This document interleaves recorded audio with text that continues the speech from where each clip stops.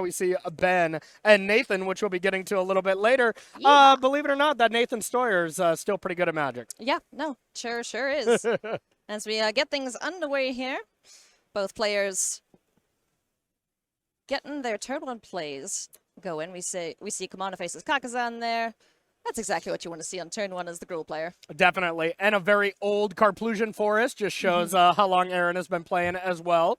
Both these players 2-0. So great start to their RC. A lot of Magic left to be played, but kind of the ideal start from both gamers so far. Yeah, Ledger Shredder out. Now we have the Gitu Lava Runner going. So entering with that counter there from Kumano faces Kakazan. Yep. That's such a I love sagas. That Me might too. be one of my favorite permanents, honestly. Sagas are my actual favorite permanent. I absolutely love them. You know, I'm looking at you, Fable, one of my favorite cards ever, which maybe not everybody's popular opinion. In my opinion, they're fixed planeswalkers. Yeah. You know, I think planeswalkers got to be too good at certain times. I'm looking at you, Oko, and Sagas really did some good numbers on correcting that. Yeah, I enjoy them. I don't enjoy missing their triggers a couple times, but Yes. these things happen. So this is pretty strange here. We do see Corey Burkhart here goes for the triple island draw here. I am looking at his hand and I caught a glimpse and it is all blue cards, but, you know, I don't necessarily see another land to add red mana. So Aaron's for sure going to pick up on this and be like, well, you cannot kill a creature right now with what you have available. It's going to be a lot of, you know, opt here, maybe opt and consider to boost up Ledger Shredder. I did see a Picklock Prankster as well, so probably that with opt to make sure that there's going to be a 2/4 blocker. So if that 2/2 is coming in, you know Aaron has a plan for this. Yeah, for sure. So Ledger Shredder blocking the flip side of Kumano faces Kakazan. Yes, and I love this. You know, we didn't necessarily hear the players, but I can just feel what Aaron was saying there. Be like, pass priority to you, you know, because it's a 2/2. They're bouncing off each other now, and Aaron wants Corey to make the first move here, and then Aaron will play something like Monstrous Rage, something like that. Oh, yeah. Pump spells are plenty in this deck. We also see a play with fire there in the hand of Aaron. Yep. So now we're going to see a Reminap Ruins do a little damage. But, you know, sometimes you just got to play some Pain Lands to do some extra damage later. Yep, absolutely. And this Gruul Prowess deck doesn't really care about their life total too much. You know, you just want to get your opponent dead as fast as possible. Whenever Corey is starting to attack with Izzet Phoenix, Corey's winning the game. Yeah, for sure. Yeah. It's, you know, you don't often want to put your flyers on blocking duty, but here we're going to see the play with fire, targeting the Ledger Shredder, so that would make it go die. It sure would, but if Corey were to play another spell and discard a spell, you know, it's kind of no big deal. Like trading Ledger Shredder and the 2/2 right here is not so bad of an exchange for Corey, and that's what we're going to see. So I would assume Aaron is now going to play another threat to boost this up, but no, looks like just a, I would say trade, but kind of trade in air quotes here, as it was a 2-for-1 in favor of Corey. Yep, Brazen Borrower's Petty Theft, getting rid of the other creature on the board there, so back to hand goes the Wizard. And the Etching of Kumano dealt with 2 here by the Big Bird. Yep. And there was the +1/+1 counter. Now the bird heads to the exile zone, thanks to the flip side of Kumano. Yep. So this leads me to believe that there was not a Monstrous Rage or something. It seemed like that was a really nice turn to Monstrous Rage and go over the top of that Ledger Shredder. So wouldn't be too shocked to see just a lot of creatures in Aaron Barich's hand. Yeah, what do we got there? Slick Shot Show Off. Might be another land. There's always a Slick Shot Show Off in her hand. Always. See, here's the red card with no red mana, though. So I wouldn't be shocked to see a Consider here. Ideally, put an Arclight Phoenix in the yard and draw red source. Accomplished half of the goal because there is a Steam Vents to hand, and now there is the ability to Lightning Axe something or cast everybody's favorite Ancestral Recall. You want to go cruising? Cruising for a bruising here. What an incredible card. Seems pretty good, huh? Yeah, it was definitely the card when the bans came out. Everyone was like, okay, Amalia, yeah, let's get that out of there, sure. And, you know, being able to get Sorin out of here, great, you know, but Treasure Cruise was the card that everybody kind of expected to go as well. But I'm glad it didn't. Yeah. It didn't seem like it was too busted or anything like that. So yeah.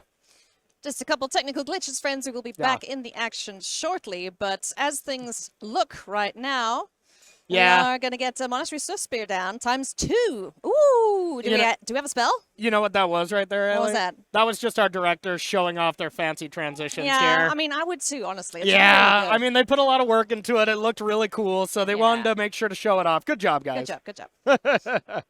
Spells. I like prowess. Let's go. Still only 2 cards here for Aaron, so could easily be light on gas. Could have something like a Snakeskin Veil, you know, just something to protect where you don't want to play that proactively. But all signs point to big advantage bar here to Corey Burkhart as nothing gigantic is happening on Aaron's side so far. Yeah. But it is a good setup so far.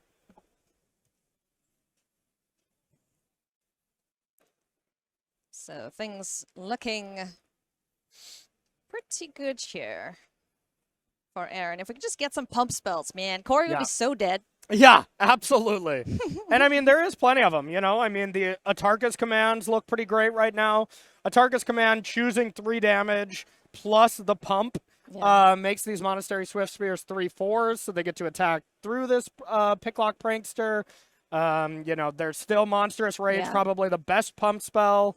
And then this version just gets to play burn spells like that, the Wizard's Lightning, where some of these Rakdos decks are pretty much all in on creatures and pump spells. I like the diversity of removal spells you can play. So Wizard's Lightning just costing 1, courtesy of there being wizards on the board. And here comes the Slick Shot Show-Off. And that might look strange, where you're like, why wouldn't you play that in the other way? You get to pump the Slick Shot. That is playing around Spell Pierce, and we just saw that flash from Corey. It was there. So look at that tight play from Aaron Barich here. I absolutely love it. She's a master. Oh, wow. So how much damage you got coming in through there? It's 2, 4, 6, 7? Looks like 7 to me. A good chunk of half Corey's life total. Now, there is a Lightning Axe here, which can be fired off right now. Yeah. And, discard that Spell Pierce because, well, you know, she's playing around it. That's got to feel good. That does. So gets rid of one of the 2 powered creatures here in the form of Swift Spear. I almost would have liked the Get 2 Lava Runner to be killed instead. Yeah, why? As it's a baseline 2-power creature now, with Aaron being low on cards. But the upside on Swift Spear is a little bit higher. And here we go, a second cruise to get it going. Let's go digging. Let's see what Corey can find.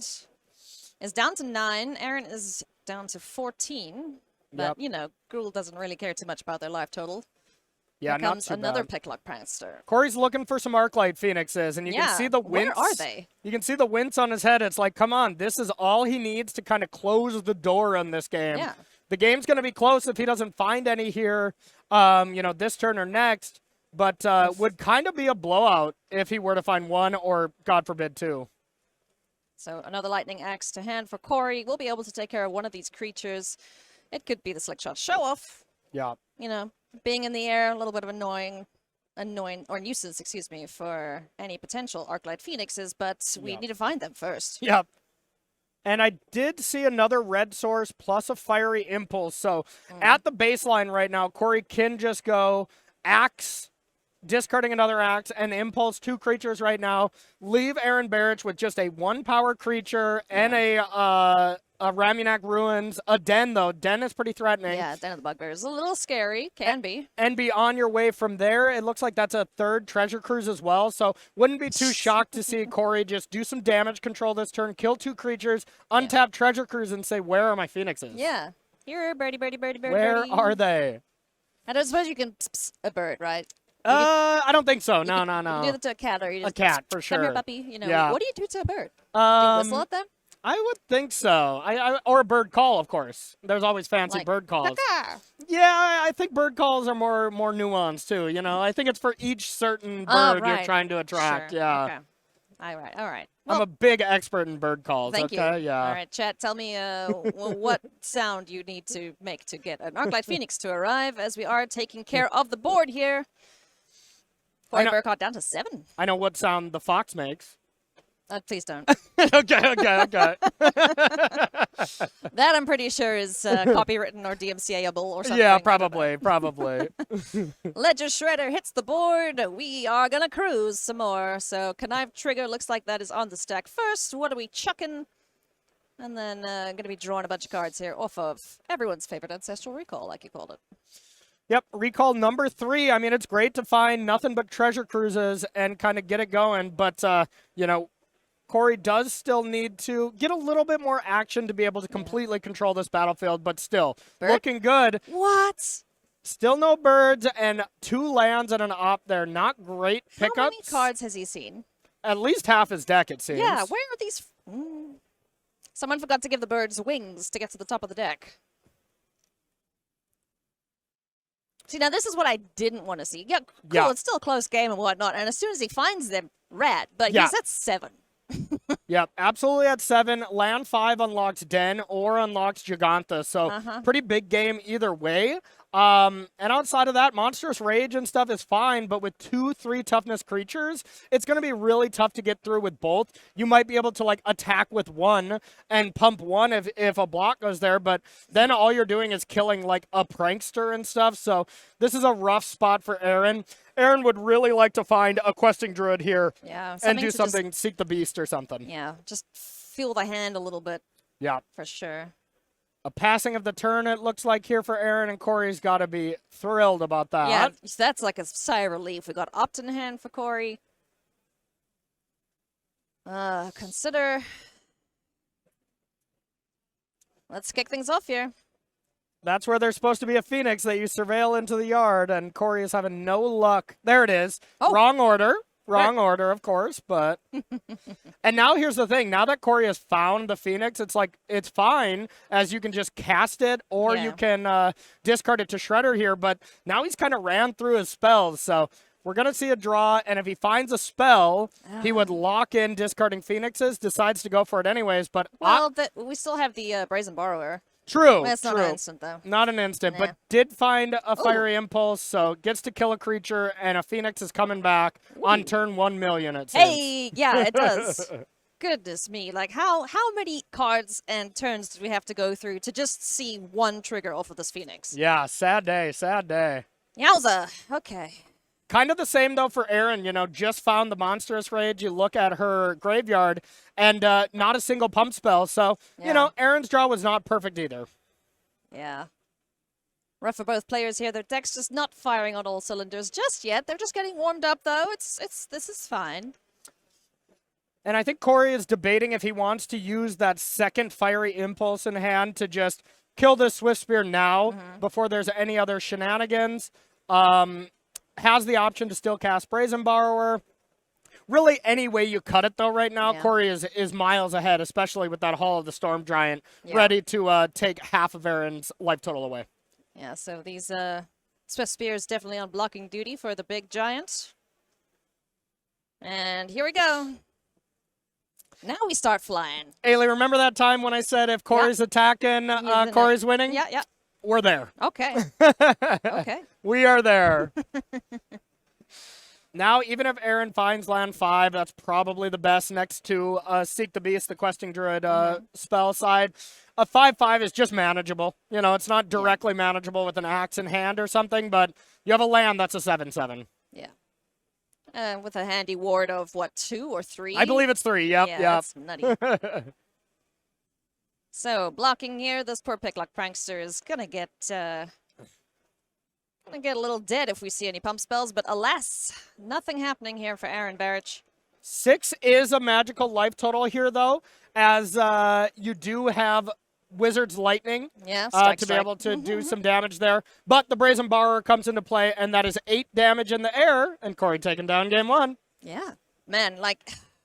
You just kind of sit there as the aggressive player. You're like, come on, I just need this one. I just need this one guard. And it just doesn't arrive, which is sad for Those of us who enjoy the aggressive stance. Exactly. Yeah, it's kind of what you sign yourself up for. You don't always draw perfectly here. And we see these pieces of paper that these players are exchanging. Open decklist tournament. You know, you even see Corey's like, hey, I don't know what this card is. Aaron's like, I got you. Here you go. It's this. So you see the players kind of being able to look both at the beginning of the match and then during sideboarding. Once the games get going, of course, you do take away the list and you can't reference it throughout. But that's kind of how this works here. Let's look at the sideboards, Corey. One of the things that I'm pretty keen to see come in, which I'm thinking we will, is the Cinder Vines from Aaron Barich's side of things. Yeah. Cinder Vines are really good. Unlicensed Hearse is something that I like from her. You can see... let's see if we like anything else. The one card I really do like, but it's not for this matchup, is Back to Nature. Get wrecked, Enigmatic Incarnation gamers. Oh, I love that card. I recently put it in a Commander deck, and I'm like, this exists? Yes. Why don't more people play it? It's so cool. Yeah, I've heard some people that are even trying to, splash Is It Phoenix to deal with High Noon. High Noon is... High Noon is still one of the major cards that Phoenix has to deal with, but it has some collateral damage for all these Enigmatic Incarnation gamers. Outside of that, there's not a ton that's being brought in from Aaron Barich's side, but from Corey's sideboard. Ether Gust. Yeah. Ether Gust. Ether Gust, definitely a possibility. Pyroclasm is a card that you can just kind of get her with, so I like that. But for the most part, not a lot of sideboarding to be done by Corey, as this is... a matchup where Corey feels pretty comfortable. Creatures are attacking me. You have 1 mana lightning bolts essentially with Fiery Impulse and lightning axes, ways to kill a lot of creature already in the main deck. It's basically what do you need to take out from the Is It Phoenix deck. Probably Spell Pierces. I think those are not great. They can, of course, get Aaron Barich's Feed the Beast, or Seek the Beast, excuse me. But outside of that, you just saw how well Aaron played around Spell Pierce. So for me, that would be like, all right, I'll leave in Spell Pierce against a player that's maybe not as accomplished as her. But seeing that she just played around it so seamlessly, I'd probably take those out. Players are shuffling up here. Thank you so much to everyone who is joining us, wherever you're watching. This is the Regional Championship from Washington, D.C., hosted by SCG, Star City Games, lots of abbreviations there, but gotta love it. Basically, at the end of all of this, Corey, 8 players are going to have a very, very good Sunday. 8 players are going to be into that top 8 playing for $20,000 up top. That's absolutely incredible as far as a prize that you can win, and then 64 players are going to still go to the Pro Tour. That's so awesome. Many invites here. Perfect. You can take a little visual representation here, everyone.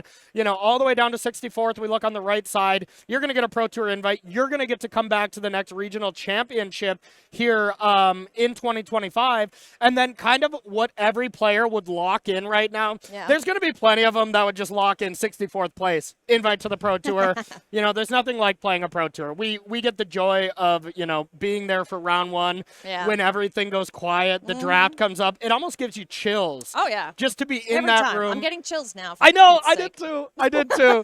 So, it is amazing to just be at a Pro Tour. Yeah. But every player has their eye and would lock in second place right now immediately, being able to be qualified for the World Championship in 2025. That would be the main goal of all the gamers. Oh, man. I can't wait for that. But we have to find that top 8 or top 64, as it were.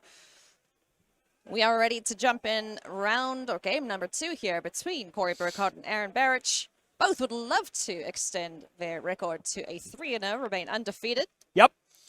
And a lot of tournaments to play. If you lose at this stage of the game, it's okay. Yeah. But of course, the way that tiebreakers work as well. Like, you want to get all your winning done in the early stages, and then if you lose some of the later games, your tiebreakers are still high. That's a little bit of the nuances here. But, yeah. Oh, I like the start here. Slick shot show off, getting, dead. Never mind. Oh. Kamana faces Kakazan into slick shot show off. Excellent start there, but Corey was ready for it. Aaron had to have felt great about that, as the slick shot show off was going to have, or did have 3 toughness.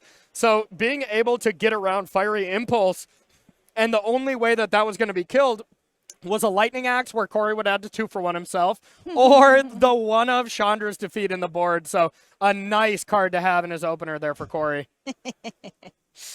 We do have the Etching of Kamano, though, on the board here for Aaron. I do like this guy in a couple of other matchups because of his exile text that he has on him. You know, so for the Jund Sack decks, they're going to want to kill him immediately. Honestly, did it even need to have more text? It was already so good on the front. Yeah. But yeah, Kamano Faces Kakazan is one of those cards that hasn't gotten like the credit it deserves. It's one of the best cards in these aggressive decks. And it was printed the same time as Fable the Mirror Breaker. Like, yeah, I've never heard of it. What does that card do? I don't know. Is it good? It got banned, so it must it's got to be bad then, yeah. Sure. Jinx, you owe me a Coke. Yep, there we go. So pick your poison, dealing with the Ledger Shredder, and then being able to play a follow-up threat. Both players operating on some high efficiency here. Here is a nice little play, though, from Corey B. Yeah, let's go. What would you like to discard to that Shredder? I got a certain bird that I'd like to send to the yard, and there it is. I'm not sure, but yeah, that bird looks like a good thing to have in the graveyard there for Corey. Sleight of hand, dig in deeper into the deck, and who knows, maybe next turn we'll be able to see the birds fly. On time this time. Yeah. Having just one in your top 30, top 40 cards, like, so much better than having none. Being able to just get Arclight Phoenix into play in this matchup and then just have it as a blocker. Just go for a block. Now, the flip side of Kamano Faces Kakazan does do exactly what you're saying, exiles it, so that is very good. Corey's going to want to deal with those before Arclight Phoenix comes back, but not always a perfect situation where you can't always do that. Rending Volley takes care of the bigger bird, deals 4 damage if it's blue or white. So rude. Yep. And uncounterable, that card is a really, really nice flex slot in the board, you know, being able to kill any white aggressive creatures, too, when that was a deck. Yeah. That did kind of fall out of favor. No Adelines really to be seen. Yeah. I think Boros Heroic is probably the... Yeah. Yeah. Yeah. Just thinking about all the decks in the tournament that we've seen so far. Yeah, pretty strange. That's a very powerful card that just fell off the face of the earth pretty quickly. Oh, boy. Corey might be falling off the face of the earth here, though, if Aaron keeps going. 2 Etchings of Kamano now, so 4 damage coming in. Whee! All right. Turning things sideways. My favorite thing in Magic. Absolutely. And now we see some removal spells here from Corey. There's a Prismari command and a Lightning Axe, but it feels bad if you go to kill one of these creatures and then there's a Snakeskin Veil. Oh, yeah, for sure. That's got to be the sign for Corey that it's like, all right, you know, bombs away, kill these creatures here as soon as possible. But look at that disciplined play by Aaron, and look at the respect that Corey showed Aaron there by not doing that in combat. You know, it didn't soak up the damage, so that could be something that bites Corey later. But it could have been a lot worse if she had a lot of pump spells. Yeah, but at that point, bringing Gigantha to hand, Corey had the way clear. Yeah. Is able to get that spell fired off, because if there is a Snakeskin Veil, he doesn't get to do anything else with that Prismari command. Exactly. Pyroclasm hits the board. If Corey didn't go to... Yeah, honestly, that was actually a mistake by Corey. If Corey would have actually considered first... Oh, hey, look, Corey, it's you. Nice, nice. Corey B's teaming up. I love that. If Corey would have considered there first, he would have saw Pyroclasm, and he could have probably saved Prismari command. Okay. But instead goes this way, and it's still perfectly reasonable. So 1 bird in the bin. Let's cast some more spells here. It's going to be Consider once again. That's a lot of land in hand. A lot of land, but still has plenty of stuff going on. The Arclight Phoenix is going to come back. There's a way to kill the Etch Champion, or excuse me, the flip side of Etching of Kamano, Etching of Kamano. So really, everything's going well here for Corey. Yeah. Looking good, looking good. Able to get 3 spells cost, so here comes the Phoenix. Corey Burkhart is attacking. Aaron Barich is going to go down to 17 and is now going to have to deal with just 1 bird. Just 1. But it could get the job done here. Yep, absolutely. 1 bird is fine. And, you know, there's not a lot of exiling from Aaron Barich's deck now since the Kamano Faces Kakazans are both dead. And it takes a lot of time to flip that again to exile it. So now you just have to push through the Arclight Phoenix, which sucks, Yeah. to put it bluntly. It's not fun to do as an aggressive player. Yeah, so, you know, it is a race. We can't see Aaron's hand right now, obviously. Yeah. So if there are any creatures, they need to rock up right now and start smacking. I know one, a Giganta. Yep. Jaggy is available, but it's going to be Monastery Swift Spear in for a paltry 1. Yep. And no fifth land, so that does mean Aaron Barich has 2 non-Giganta spells in hand, so Corey is going to be able to pick up on that. And here goes Corey's Lightning Axe, his only other answer to that Giganta. And the reason, of course, he wanted to do that is just, well, I'm going to find more stuff off this Treasure Cruise. I want to give it a discounted rate. Yeah. And so far, Corey has Treasure Cruised 5 times in 2 games, so Nice. pretty good for him. Very nice indeed, considering the top of the library. And this bird's going to fly in once again. Down to 14 goes Aaron. We did see another Arclight Phoenix in hand there for him, so if he has a way to discard that or just play it out now, at this point, it's just like, you know, keep going. Oh, that was to the face. Ooh. I love it. I love it. This is trying to be a, well, I don't want to kill your... Baby, burn. Yeah, I don't want to kill Phoenix. It's just going to come back. It's maybe we'll have ourselves a Lightning Helix style moment, you know? Alrighty. Couple of Wizards Lightning Bolts to the face will do very nicely here for Aaron Barich. Corey is up a game, so... Yep, and Corey's trying to do some math. He pointed at the Hall to try to see if he could finish the game off, and it looks like even if Arclight Phoenix could come back and Hall got in there, only 13, so Corey's going to try to piece together a 2-turn lethal, it looks like. Ooh, Ether Gust is quite nice. Go away, Jaggy, if we need to. Let's see, is it 6? This might be the first Giganta that gets drawn here at the RC so far. Oh, boy. Corey's got all the answers here, it seems. That we see the Fiery Impulse in hand. There's the Gust to be able to deal with the only creature. So far, this matchup's played out exactly like I kind of thought it would. Corey's just controlled the battlefield and controlled every step of this game so far. There's the Fiery Impulse, like you mentioned. Lightning Axe as well to take care of Giganta, and that is going to be, you know, enough at this point. What can we find on top of the library here for Aaron Barich fans? Yep. Yeah, the Aether Gust was still left in hand, so the Giganta just goes to the yard. And now there's 6 damage from the Phoenixes, and Aaron's kind of in the abyss, as we like to say. If Aaron plays a creature, it's going to get chumped by the Hall. Yep. Oh, yeah. Oh, that feels bad. Yeah, that does feel bad. That feels bad. So 1 bird down. And I think this is as simple as Corey firing up Hall and Aaron extending her hand. Isn't it 6 to activate Hall? It is 6, yep. So 7 total mana. 3, 4, 5. So would have needed a land, so not going to happen here. Well, we'll just get a couple spells out, you know, do a little bit of this. Yeah. Another bird, come on, make it look cool. But here's the thing. Aaron can have, it doesn't look like Corey's going to be able to win this game this turn. So Aaron can have Wizard's Lightning, knock the top of the deck and say Wizard's Lightning again. Please. Yes. And we could have a dramatic finish here. That would be sick. At least, please have the first one, Aaron. Let's go put in a request right now. I'll just run over there quickly. Yeah, I got you. I'll do some chatting. Sure. And, you know, more than likely, I mean, there is an Aether Gust too, so that's kind of the buzzkill of that line. But, you know, we'll ignore that. We'll ignore that, and we'll say it can still happen. How about that? Yes, let's do that. Down to 2 goes Aaron. Top of the deck. Woo! Oh, that was so close almost. It was a Wizard's Lightning, but needed to have a Wizard's Lightning as well. So, boo! I'm sad, Corey. My request wasn't put in quickly enough, unfortunately. Was denied, unfortunately. But really a masterclass play from Corey Burkhart. You know, played the deck really well.